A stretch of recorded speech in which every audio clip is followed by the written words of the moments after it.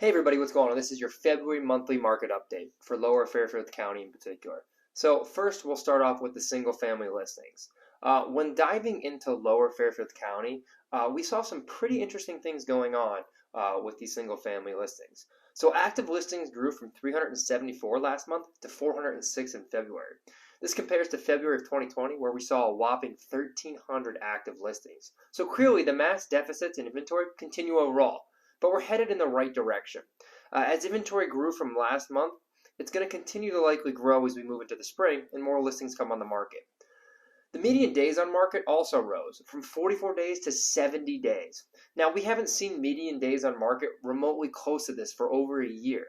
This data isn't skewed either, since we had over 63 more listings hit the market in February than we did in January.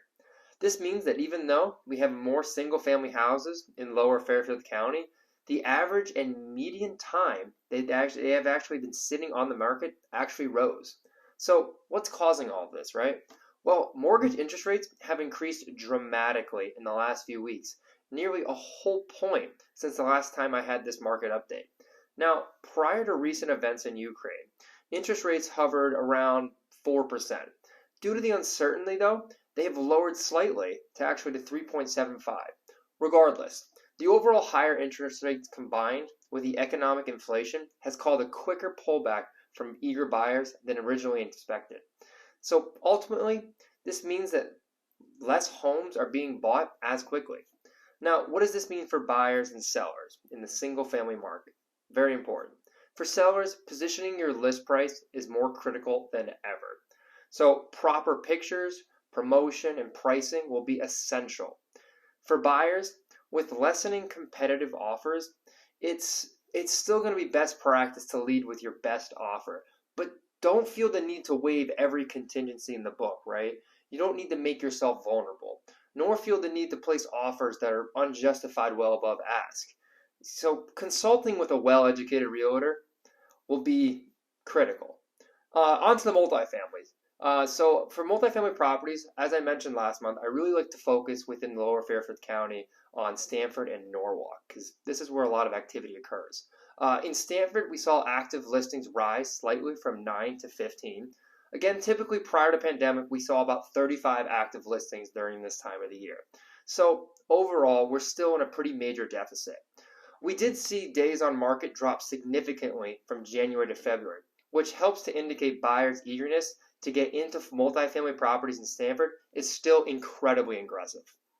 Now, for Norwalk, we saw total active listings slightly drop, with a median days on market increasing from 63 days to 79. To give some reference, this compares to last year when days on market was 141, which is closer to the pre-pandemic average that we used to have. So what does this all mean for buyers and sellers in the multifamily market? Well, sellers, they're few and far between.